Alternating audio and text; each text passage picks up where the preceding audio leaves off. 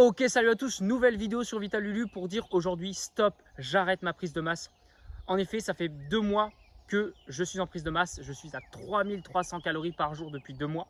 Et là, si on regarde les résultats, début mars, je faisais 67,5 kg, début mai, je fais 67,4 kg, soit 0 kg de gagné malgré ces 3300 calories journalières que j'ai absolument comptées tous les jours sur MyFitnessPal. À côté de ça, au niveau physique, je suis quand même assez satisfait. Je ne sais pas si ça se voit quand je suis en pull, même sur mes t-shirts. Je trouve que je suis quand même plus à l'aise, je rends mieux. Et je vais vous montrer le physique que j'avais donc là début mars. Voilà, je vous montre quelques photos. Les photos ne sont pas exactement au même moment de la journée parce que forcément on a de plus en plus de lumière. Début mai, donc je vous montre le physique début mai et je trouve franchement que le physique est meilleur. Évidemment, ça reste subjectif, mais moi je trouve que je suis mieux. Donc au final, il y a quand même un léger résultat sur cette prise de masse. À côté de ça, au niveau de la force, donc là je parlais de deux exos, le développé couché et le squat, puisque le soulevé terre, je l'ai un peu mis de côté parce que justement c'est pas très intéressant pour l'hypertrophie. Voilà. Le squat, je suis sur 4 répétitions avec 100 kg au maximum, sachant qu'actuellement j'ai un petit peu du mal avec le défixement du dos. J'ai tendance en fait à défixer le bas du dos. Peut-être que c'est dû à ça, à ce souci technique que j'arrive pas à progresser, qu'il va falloir que je réapprenne à réutiliser les bons muscles. Mais peut-être que c'est aussi justement le fait que tout simplement nerveusement j'ai pas réussi à prendre de la force sur cet exercice. Et le développé couché, je fais maximum 6 répétitions avec 80 kg, sachant que c'est pas mieux que ce que je faisais avant. Pareil d'ailleurs pour le squat. Et le développé couché, j'ai pas d'excuse à part cette douleur à l'épaule qui est en train de revenir. Mais il y a 2 semaines, elle n'était pas encore présente, donc pas d'excuse là-dessus. Donc pas de gain non plus de force. Mais au final, ce que vous devez vous dire, c'est ouais, Lucien, 3300 calories, c'est pas assez. Donc au final, il suffit juste que tu manges 3500, 3600 et t'inquiète pas, tu vas prendre de la masse et de la force. Ok, mais de penser comme ça serait aller complètement à l'encontre de ma santé. Puisque là, depuis 15 jours, j'ai de nouveau un retour des douleurs aux 2 épaules, notamment l'épaule droite qui m'empêche de remettre lourd au développé couché, des douleurs digestives, une douleur tendineuse dans l'intérieur du coude. À côté de ça, il y a aussi le fait que je crois que ça fait vraiment 2 mois que je n'ai pas réussi à avoir les idées claires comme je les ai actuellement parce que j'ai toujours ce brouillard mental et je pense que c'est associé avec le fait d'avoir une digestion permanente et donc cette prise de masse. Voilà, donc niveau santé, je trouve que c'est pas l'idéal, sachant que mes standards sur la santé sont quand même assez élevés. Pour pas mal de personnes, vous pouvez vous dire ok, je suis en pleine santé. Selon moi, je ne suis pas dans une santé optimale et j'ai grandement des choses à améliorer et pas mal de choses que je ne peux vraiment pas accepter. La deuxième raison pour laquelle je souhaite arrêter cette prise de masse, c'est surtout la notion de liberté. En fait, le fait d'être parti dans ce rythme de vie, de manger matin, midi, soir, d'avoir surtout besoin de manger pour ne pas être frileux, puisque j'ai refait du jeûne intermittent cette semaine, parce que là, je suis en train de retester mon système justement pour reconquérir ma santé. J'ai refait du jeûne intermittent, mais là, il faisait 18 degrés, j'avais quand même froid. Le fait d'avoir besoin de manger pour avoir un minimum d'énergie, pour faire des choses, pour aller bosser. Au final, je me suis rendu compte que je mangeais beaucoup, certes, dans le but de prise de masse, mais en fait que j'en avais besoin. C'est-à-dire que dès que je coupe les calories, dès que je mange des aliments que je n'ai pas l'habitude, en fait, tout de suite, ça ne va pas, tout de suite, j'ai pas d'énergie. Et en fait, ça, c'est clairement un style de vie fragile. Ça veut dire qu'en final, si je veux pouvoir m'adapter à déménager, par exemple, à partir en vacances, ou peut-être que pendant une semaine de vacances, il y aura des aliments transformés, je n'aurai pas mes compléments alimentaires. Et en fait, ça va être chiant d'avoir besoin de manger dès le matin un pancake avec des œufs. Ça va être impossible. Au final, c'est totalement fragile ce rythme de vie. Si je vais chez des gens, peut-être qu'encore une fois, il y aura un petit peu d'alcool que je peux gentiment refuser, mais il y aura peut-être des aliments transformés. Donc face à ça, je vais avoir deux solutions. Soit réussir à digérer les aliments transformés, ce qui est quand même d'ailleurs une vision long terme que je souhaite réussir. Ou alors jeûner, tout simplement sauter le repas ou quasiment pas manger. Ça, c'est de l'adaptabilité. Puisque justement sur Vital Lulu, en fait, je pense qu'à la base, si j'ai posé cette caméra, que je me suis mis à parler face à la caméra assez timidement, que je me suis foutu dans une baignoire qui dépassait très rarement les 3 degrés, chose qui paraît un peu folle, c'est qu'à la base, j'avais vraiment des soucis de santé. Notamment, je vais encore parler de 2018-2019. C'était vraiment la période de ma vie où j'étais en moins bonne santé, j'étais maigre, je mangeais beaucoup, je ne prenais pas de poids. Je mangeais aussi beaucoup de cochonneries, mais je mangeais beaucoup. J'avais pas d'énergie malgré le fait que je mangeais beaucoup. J'avais des inflammations partout. C'était épaules, ventre, dos. J'avais même le genou en même temps. Donc, c'est comme s'il y avait de l'inflammation de partout. Et en fait, à la base, si je me suis mis à faire ces vidéos, c'est qu'en fait, j'avais vraiment une envie d'augmenter ma santé, d'améliorer ma santé, que j'ai compris que en se disciplinant, en faisant certaines pratiques, en changeant l'alimentation, on pouvait changer les choses. Chose que j'ai réussi grandement à faire, sinon je ne serais pas devant cette caméra. Je pense que je ne serais pas à ce niveau de santé que j'ai actuellement, même si là, avec cette prise de masse, c'est en train de redégringoler. Et il faut tout de suite que je reprenne cette vision Vitalulu, de vitalité, de justement chercher à améliorer ma santé. Partagez ça au travers de cette chaîne également pour vous aider vous également à être en meilleure santé. Et aussi un terme que j'ai envie de mettre au cœur de cette chaîne Vitalulu, c'est le terme d'antifragilité. L'antifragilité, c'est quoi? Donc à l'inverse de quelque chose qui est fragile, quand il se casse, eh ben, il s'affaiblit, tout simplement. Quelque chose d'antifragile, les chocs vont justement le rendre plus fort puisqu'il va se reconstruire, mais il va se reconstruire plus fort qu'il n'était à la base. Et c'est ça le terme d'antifragilité, c'est l'adaptabilité à notre environnement. C'est surtout le fait d'être capable de se renforcer face aux contraintes de la vie, face aux petits poisons de la vie entre guillemets. Le fait de ne pas manger, les bains froids, l'entraînement physique. Et ce terme d'antifragilité, je pense même qu'on peut l'étendre à quelque chose de plus mental comme le social, s'appliquer des stress sociaux pour justement être plus à l'aise à l'oral, plus à l'aise avec les gens, s'exposer mentalement à des situations stressantes pour être plus résilient la prochaine fois face à ce même stress. Bref, voilà, l'antifragilité, c'est vraiment un terme que je replace au centre de cette chaîne Vitalulu. Et là, je suis parti complètement à l'opposé avec cette prise de masse. Ok, maintenant, deuxième partie, ça va être la partie solution justement pour partir à ce que j'appelle la reconquête de ma santé. Ça va s'articuler autour de deux principaux aspects. Le premier aspect, c'est l'aspect digestion. C'est vrai que quand on regarde le fait que j'ai besoin de manger 3300 calories, qu'au final, par rapport à tout ce que je donne à mon corps, il produit finalement très peu d'énergie, puisque en termes de stats, j'ai très peu de masse prise, pas de force. Donc au final, je me dis, mon corps, mais qu'est-ce qu'il fait de toute l'énergie que je lui donne? Un petit peu comme si mon corps, je le ressens comme ça. C'était un moteur en fait qui demandait 10-11 litres au 100, mais quand on lui demande d'aller à 200 sur l'autoroute, il bégaye. Donc en fait, c'est là qu'il y a un problème et que je me dis qu'il faut vraiment que j'optimise ce ratio entre l'énergie produite par rapport à l'énergie consommée. Et au final, je me dis, j'ai vraiment un souci chez moi qui fait que j'ai besoin de beaucoup d'énergie pour produire pas tant que ça. Donc c'est pour ça ce premier aspect de digestion. Le deuxième aspect, c'est l'aspect hormonal. En effet, ça fait beaucoup d'années que je fais de la musculation et par rapport à tout l'investissement que je mets, tout l'entraînement, le sommeil, etc., le rythme de vie, j'ai quand même très peu de résultats. J'ai toujours pas un physique massif. J'ai un physique athlétique, certes agréable pour être sur la plage l'été, mais c'est tout. Le reste du temps, on se demande si je fais de la muscu. Bref, en tout cas, je me dis que du coup, de cette partie-là, ça montre peut-être que hormonalement, je suis quand même pas au top au niveau testo notamment, puisqu'il y a des gens qui mangent moins, qui font moins attention à leur rythme de vie et puis qui progressent mieux. Et je pense que c'est principalement dû aux hormones.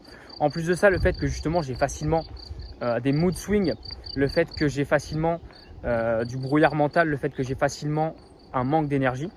Je pense que c'est aussi en partie hormonal, peut-être aussi digestif, mais en tout cas, je pense que vraiment, c'est les deux aspects principaux sur lesquels je dois me focaliser chez moi. Et donc, voilà pourquoi une approche axée principalement sur la digestion et les hormones.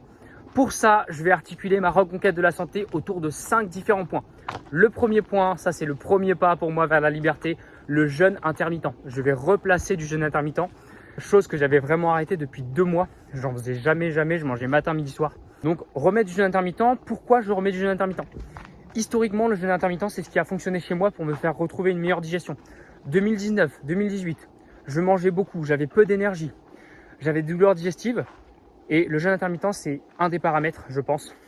Peut-être qu'il y avait le bain froid aussi qui a changé à ce moment-là dans ma vie, mais je pense que c'est surtout le jeûne intermittent qui m'a permis de non seulement reprendre de la masse après, mais reprendre de la masse en 2020 sans manger plus que je ne mangeais en 2019. J'ai même envie de dire de manière provocante que je mangeais moins en 2020 quand j'ai repris de la masse que quand je perdais du poids en 2019 avec des douleurs partout et des inflammations. Donc voilà, évidemment, je parle de quelque chose qui est personnel. C'est pas forcément quelque chose qui est adaptable à tout le monde. Là, je parle de comment je compte faire ma reconquête de la santé. Maintenant, deuxième point, ça va être le retour des bains froids. Un bain froid par semaine chaque dimanche, ça c'est sûr. Sans doute pas plus parce que généralement, j'ai observé que le bain froid faisait d'autant plus effet qu'il était fait de manière ponctuelle. Là, j'en ai refait un la semaine dernière puisqu'encore une fois, je vous dis, je suis en train de retester mon système pour le peaufiner. Quelle sensation incroyable. J'ai vraiment eu un calme que je n'avais pas eu depuis 2 mois, une clarté d'esprit, un reset complet au niveau du stress, un sommeil de gamin de 3 ans la nuit même. Donc franchement, le bain froid, j'adore. Et je vais le remettre justement le dimanche. En fait, c'est l'idéal pour redémarrer la semaine. Tout simplement parce que tu as une excellente nuit de sommeil. Tu calmes complètement le stress, tu calmes complètement les inflammations. Parfait pour entamer une semaine en pleine santé, une semaine en pleine vitalité sur les chapeaux de roue. Maintenant, le troisième point, ça va être le retour des entraînements vitalité et testo.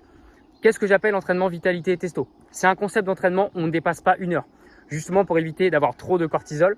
C'est un entraînement qui va être basé quand même sur un volume important, avec moins de repos, pas mal de supersets notamment. Donc là, je pars sur un programme lower, upper, lundi, mardi, jeudi, samedi. En plus de ça, j'ai un entraînement de course à pied le vendredi, mais pareil, qui ne va pas dépasser 1 heure. Donc le but, c'est d'éviter de sécréter trop de cortisol. Je vais mettre quand même pas mal d'exercices type hypertrophie. On va être sur du 8 à 12 reps, sur des exercices principalement polyarticulaires, même si je vais quand même remettre un accent important sur les bras. Et en plus de ça, je vais enlever tout ce qui est entraînement de force, donc tout ce qui est série de 4, de 5. Déjà, ça fait beaucoup de temps de repos, donc pour faire une séance d'1 heure, c'est un petit peu compliqué. Mes douleurs aux épaules qui reviennent, mon squat qui est mal exécuté. Et en plus de ça, tout simplement le coup nerveux que ça a, donc la fatigue que ça génère. Le but justement, c'est d'éviter de générer trop de fatigue. Parce que trop de fatigue dans la semaine, c'est aussi une moins grande vitalité. Donc d'où l'idée justement de ces entraînements vitalité et testo. Mais la force, je vais en reprendre sur du plutôt long terme. Mais pour l'instant, je mets ça en stand-by justement pour favoriser un retour maximal de ma santé. Et dernière chose sur l'entraînement, je vais arrêter justement de prendre de la caféine avant mon entraînement pour éviter déjà de faire double cortisol. En plus de ça, mes entraînements, je les fais très souvent l'après-midi, milieu d'après-midi. Et forcément, de prendre de la caféine tard, c'est mauvais parce que généralement, ça prend quoi? Ça prend 8 heures à s'évacuer totalement la caféine. Donc voilà pourquoi, en même temps, je glisse ce petit point de la caféine dans l'entraînement, mais ça reste dans ce point numéro 3. Arrêter la caféine après 14 heures pour éviter justement trop de cortisol, sachant que je pense du cortisol, j'en ai déjà beaucoup trop chez moi et qu'il faut le minimiser le plus possible. Maintenant, le quatrième point, ça va être l'alimentation. Je vais quand même rester sur une diète assez riche en calories, 3000 calories les jours où je ne jeûne pas, 2800 les jours où je jeûne. Comme ça me fait une moyenne un peu plus de 2900 calories, basée sur des aliments bruts, peu transformés, plus riches aussi, comme j'ai dit, en légumes et en aliments fermentés, choucroute, vinaigre de cidre, même dans ma whey, j'ai acheté une whey où dedans il y a des probiotiques. De prendre de temps en temps, comme je l'ai dit, je reste sur 1 jour sur 3, les probiotiques que j'ai justement pour éviter d'en avoir trop, parce que quand j'en prends trop, ça a tendance à augmenter justement des douleurs digestives. Donc voilà, réincorporer progressivement des aliments fermentés. En plus de ça, je diminue, voire je stoppe totalement le sucre raffiné. Comme je vous ai dit, je prenais souvent des tablettes de chocolat, je m'enfilais au moins une demi-tablette par jour pour atteindre ces fameuses 3300 calories. Là, c'est plus simple parce que je mange moins de calories. Donc, stopper le sucre raffiné parce que pareil, c'est mauvais pour la santé, ça fait des pics de glycémie, c'est mauvais pour le microbiote, c'est mauvais tout court. En plus de ça, sur l'alimentation, je vais diminuer un peu les glucides parce qu'en prise de masse, là, je devais être à 400, 420 grammes de glucides par jour. Je vais descendre à 350. 350, vous me direz, ça reste important, mais je reste quand même plutôt sportif, enfin très sportif, de par mon métier, de par le sport que je fais en plus. Donc voilà, 350 grammes de glucides. Donc forcément, pour compenser, j'augmente aussi un tout petit peu les lipides. Viser sur des bonnes lipides, mes 5 œufs le matin, de la bonne huile d'olive, du beurre de baratte, du bon chocolat noir à 85% le soir par exemple. Parfait, donc voilà, avec un petit peu moins de glucides quand même. Et en parlant de glucides, je vais placer au maximum mes glucides autour de l'entraînement. Donc très souvent, là je vais avoir des repas, là typiquement on est mardi midi, je vais avoir un repas qui va quand même être énorme en glucides, sans doute à plus de 100 grammes de glucides. Parce que justement, je place mes glucides avant l'entraînement, après l'entraînement, pour favoriser une meilleure sensibilité à l'insuline et tout simplement que vraiment je sois pleine balle pendant mes entraînements pour quand même continuer, pourquoi pas chercher des progrès, notamment je pense sur les tractions, parce que si je perds un petit peu de poids, ça va être plus simple là-dessus. Mais en tout cas, pour vraiment avoir la pêche à l'entraînement, progresser aussi sur mes entraînements de course à pied, parce que j'ai des objectifs sur le 10 km, le 5 km, etc. Et la dernière chose sur l'alimentation, je vais vous parler des compléments que je prends. Donc je prends magnésium, zinc le soir, donc pour favoriser la relaxation, un meilleur sommeil. Le zinc aussi, c'est pas mal pour le système immunitaire, pour la testo. La vitamine D, on a du soleil, j'en prends un petit peu moins, mais je continue à en prendre. On a aussi les oméga 3, ça c'est super important pour réduire les inflammations. Le ratio oméga 3, oméga 6, aujourd'hui on est trop sur les oméga 6, donc je prends des oméga 3 en complément. Et le dernier complément, c'est la créatine. Donc ça justement, c'est pour favoriser un maximum de pêche à l'entraînement, des meilleures performances et aussi également une meilleure récupération musculaire puisque j'ai quand même beaucoup d'activité physique dans la journée. Et enfin, cinquième et dernier point, ça va être le sommeil. Forcément, le sommeil, c'est le pilier de nos hormones. Pour ça, j'ai toujours ma routine de sommeil. Je vous fais un petit update, j'arrive toujours pas à dormir avant minuit pour l'instant, mais on n'est plus sur du minute 30, donc ça progresse petit à petit. Toujours faire cette routine de sommeil à partir de 22h30. De 22h30 jusqu'à 23h30, routine de sommeil.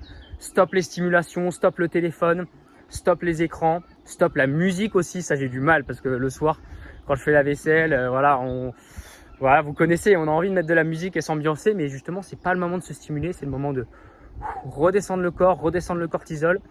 Et pour la durée, je vise 8 heures de sommeil, donc ça veut dire sur mon écran Le réveil sonne dans 8h30 pour justement avoir le temps d'endormissement. Des fois, tu te réveilles un petit peu avant ton réveil. Voilà pour ça. En plus de ça, il y a toujours le fait de ne pas manger ou de peu manger le soir. Quand il est 22h30, je ne mange pas. Sinon, s'il est 22h, s'il est 21h30, je mange un repas léger avec un petit peu de riz, de haricots verts, une petite protéine digeste comme du poisson ou un œuf ou deux. Et donc voilà tout pour ces 5 points pour ma reconquête de la santé. Vraiment, ce projet, il me tient à cœur. Ça me fait plaisir. La preuve en est, la vidéo va encore durer plus de 15 minutes. Vous êtes d'ailleurs vraiment les meilleurs, ceux qui suivez les vidéos jusqu'au bout. Encore une fois, je vais mettre un eurodatage forcément pour avoir le point 1, le point 2, le point 3, le moment où je raconte ma vie. Voilà, comme ça, on pourra aussi skip. Mais j'avais vraiment besoin de dire tout ce que j'ai dit. Donc, je ne pouvais pas faire une vidéo plus courte. Maintenant, comment je compte mesurer cette évolution de la santé? Parce que, par exemple, une prise de masse, on a une évolution de poids, une évolution de force, une évolution au niveau du physique. Mais là, comment je compte évoluer sur ma santé? Ça paraît subjectif. Le premier point, c'est ma productivité sur mes vidéos. À quel point j'arrive à sortir beaucoup de vidéos par semaine, par mois. Objectivement, il y a aussi la clarté d'esprit. C'est-à-dire, moins je vais avoir de cuts dans mes vidéos, plus ça veut dire que j'ai réussi à dire ce que je voulais dire. Et plus ça veut dire que j'avais les idées claires. Sachant que la clarté d'esprit, c'est vraiment le nerf de la guerre selon moi dans cette reconquête de la santé. Comme j'en ai parlé justement, comme j'en ai déjà largement assez parlé avant.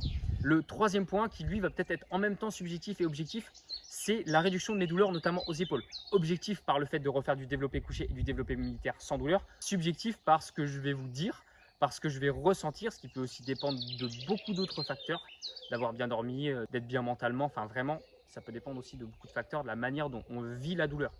Et après le reste, ça va être full subjectif, ça va être mon mood, mon énergie, mon envie de faire les choses. Donc ça forcément, à la limite, ça peut se transcrire au travers de mes vidéos, mais ça reste beaucoup plus subjectif. Ça peut dépendre aussi du temps, enfin voilà, ça dépend de plein de facteurs. Bref, voilà, on arrive à la toute fin de cette vidéo. Je vous remercie encore une fois de l'avoir suivi jusqu'au bout.